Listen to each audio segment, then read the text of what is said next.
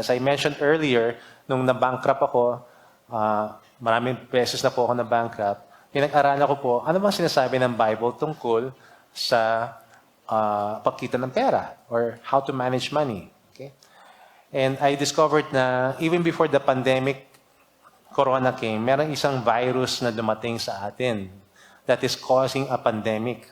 Okay? Ang tawag ko po dyan sa pandemic na yan ay yung epidemic ng Pera-Bitinitis. Pera-Bitinitis po yung virus na yan. Because health statistics show, financial health statistics show, that 60 to 80% of Filipinos have no savings. Kanina, mas mataas pa, 90% of Filipinos are broke. Ito, 60 to 80% have no savings, and 73% of Filipinos have no investments at all. Yun. And tama ito, 10% are totally broke. Hindi lang kulang, pero totally baon pa sa utang. Okay? Yung mga symptoms po ng Pera-Bitinitis, okay, ano yon? Yung laging anxious, okay? Pagka naprapraning kayo, pag mayroong tumawag, hindi nyo alam yung number, okay? Alam nyo na maniningil yon. Or, dumidilim yung paligid, kasi hindi ka pa nagpahin, naputunan ka ng maral ko. Dumidilim ang paligid mo. Or hindi ka makahinga kasi tumatakbo ka palayo sa mga kaibigan na nagpautang sa iyo. Okay? At sana naman hindi po tayo yan. So today, at this moment, we're going to do an exam. Parang physical exam. Pero para malaman natin kung meron kayong Pera-Bitinitis. Okay na ba yan? Yes? Okay, so take out some pen and paper. You will do a self-exam. So you will rate yourself. Okay? Sige. You will rate yourself kung nahawa na kayo dun sa sakit na Pera-Bitinitis. Alright? Kasi diagnosis must precede the cure. Pag pumunta kayo ng doktor, bago kayo bigyan ng gamot, kailangan meron diagnosis. Pinapa-blood test muna kayo at kung ano-anong test pa. So ngayon, we're going to do a test. Okay? A 7-point test of your financial wellness kung meron kayong Pera-Bitinitis. Okay. Ready na ba kayo? Game na? Okay, so you will rate yourself. 1 is the lowest and 10 is the highest. Okay, so rate yourself. Ito number 1. Give yourself 10 points if you save regularly, monthly. It doesn't matter what the amount is, pero meron kayong system na every month, pagdating ng sweldo or dividendo or anong income ninyo, nagtatabi kayo ng savings. Okay? Okay. Rate yourself. Kung wala, be honest. 1. Number 2.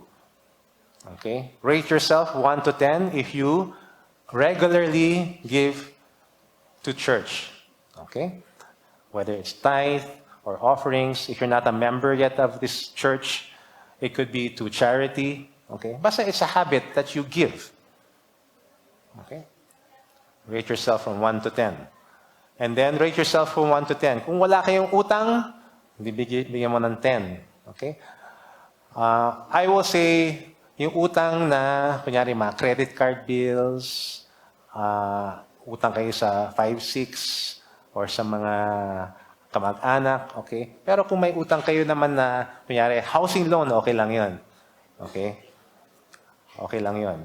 So, pero kung baon kayo sa utang, kaliwat kanan, rate yourself 0 or 1. Then, how do you rate yourself in terms of living simply? Yung simpleng pamumuhay. Meron ba kayong luho, bisyo?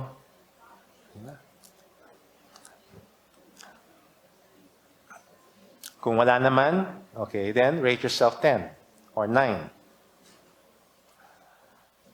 Okay, rate yourself in terms of, masipag ba kayo? Okay? Do you work hard at your work? Okay? You don't mind spending overtime? Okay? Enterprising ba kayo? Pupunta kayo sa office, may dala kayong longganisa. Diba? O pagka nung pandemic, nagbebenta kayo ng mga mangga o naglalaba kayo sa spare time ninyo. Okay? Yan. Rate yourself 1 to 10. And then number 6, rate yourself in terms of nag-i-invest pa kayo sa real estate, sa mga assets kagaya ng stocks or equities or mutual funds. Okay? Ayan. Okay, and lastly, rate yourself in terms of mahilig ba kayo mag-attend ng seminar, magbasa ng libro, because you love learning, you love to, whether it's, you can mahilig kayo makinig ng mga podcasts na matututo kayo, or mga YouTube channels that you can learn more about financial stewardship. Yan. So rate yourself 1 to 10. Okay, so yon, 7 yon. So rate yourself, please add everything. Add, pakitotal, and dapat, kung perfect score yan, dapat mga 70. So anyway, just add and then we will diagnose. Okay, raise your hand kung na-add nyo na ang total nyo. Okay, yung iba, kailangan nyo ng calculator. Okay, game. Na-add nyo na? Na-total nyo na? Kasi magda-diagnose na tayo. Kailangan may score. Raise your hand if you have already may suma total na kayo. Raise your hand so I can see. Okay, very good.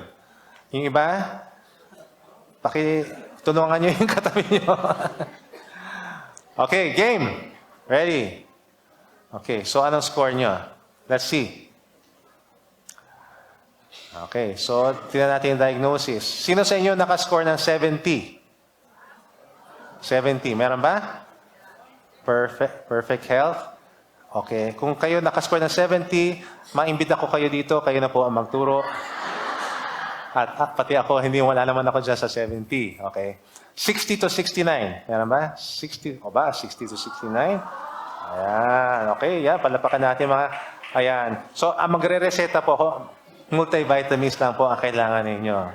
Nasa 60 to 69. Okay? Keep on doing what you're doing and mag-multivitamins. 50 to 59. Okay, 50 to 59. Ayan, outpatient lang po yan. Kailangan lang po na reseta, konting gamot, konting physical therapy, at pwede na kayo. Okay? Ayan. Okay, 40 to 49. Meron ba? 40 to 49. At kailangan na po kayo, confinement na po. Ipapasok na po kayo para mag-surgery. Okay?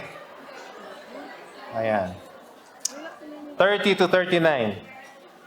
Meron din, 30 to 39. Okay. Okay. Pumasok na po tayo sa ICU. ICU. Okay. Talagang mga Pinoy lang ang tumatawa pag kailangan pumasok sa ICU, no? Masasagasaan na, mamamatay na. ICU tayo. Okay. 20 to 29. Meron ba? 20 to 29. Meron sa likod. Okay, kaya nasa likod. O, kaya sila nasa likod kasi kailangan ng ER. Papasok na kayo sa ER, kailangan po i-CPR para mabuhay ulit. At sana po wala naman 10, meron ba 10 to 19? 10 to 19? Nangangati lang ang ulo nyo? Ano yan? Okay, tatawagin na natin si Pastor Sani kasi last rites na po yon. At kung 1 to 9, wala naman siguro kasi kailangan na kayong tawagin si Jesus para sabihin, Lazarus, come out. Okay.